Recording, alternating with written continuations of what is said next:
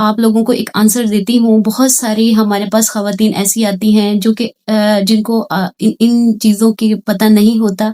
ये बहुत ही कॉमन चीज़ें हैं और क्यूरीज़ भी हैं और ये होनी भी चाहिए, हर एक को इस चीज़ का पता भी होना चाहिए। तो मैं आज इस वीडियो में आपको बताती हूँ। असल में होता है क्या है कि नॉर्मल वेट, जैसे मैंने आप लोगों को पिछली वीडियोस के अंदर भी बताया कि बॉडी के अंदर बॉडी वेट और हाइट का एक तनासुब होता है, जिसको हम मैटरनल या बॉडी मास इंडेक्स कहते हैं, जिसको बीएमआई कहते हैं। उसके अंदर उसकी डिफरेंट रेंज है, जिसमें हमने उसको कैटेगराइज किया हुआ है कि कब उसको अंडर वेट कहेंगे, कब उसको नॉर्मल वेट कहेंगे, कब उसको ओवर वेट और ओबीज कब कहेंगे।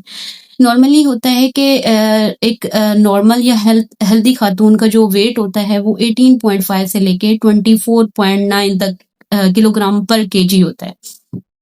अगर इस रेंज के अंदर उसका बॉडी वेट और उसकी हाइट का तनासुब आता है, इसका मतलब है कि जो फीमेल है उसका वेट नॉर्मल में है।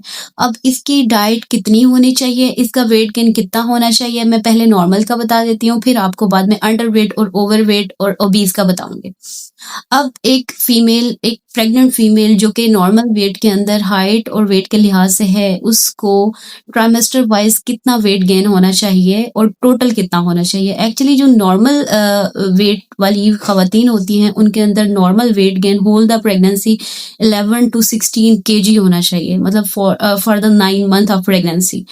अगर हम उसको अब इसी चीज़ को हम ट्राइमेस्टर वाइज अगर डिवाइड करते हैं, तो फर्स्ट ट्राइमेस्टर, जिसको हम 13 week of pregnancy, first 13 week of pregnancy कहते हैं, उसके अंदर normal weight gain normal female के अंदर 1 to 2 केजी होना चाहिए। This is enough.